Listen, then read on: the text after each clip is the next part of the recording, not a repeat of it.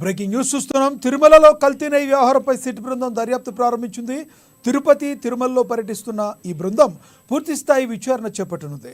SIT కోసం తిరుపతి భూదేవి కాంప్లెక్స్లో తాత్కాలిక కార్యాలయం ఏర్పాటు చేశారు.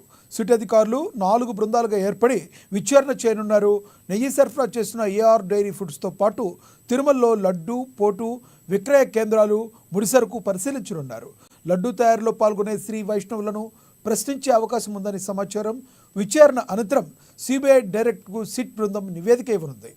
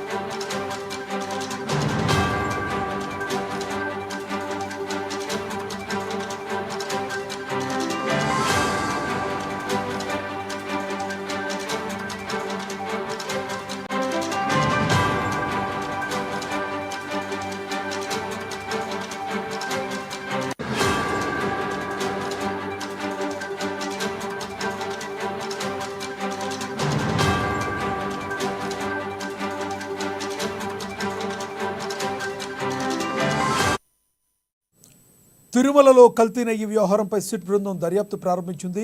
తిరుపతి, తిరుమలలో పర్యటిస్తున్న ఈ బృందం పూర్తిస్థాయి విచారణ చేపట్టనుంది.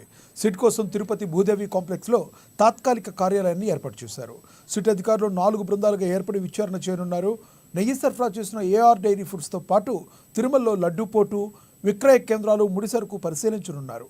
లడ్డూ తయారీలో పాల్గొనే శ్రీ వైష్ణవులను ప్రశ్నించే అవకాశం ఉందని సమాచారం. విచారణ అనంతరం సిబిఐ డైరెక్టర్కు సిట్ బృందం నివేదిక ఇవ్వనుంది.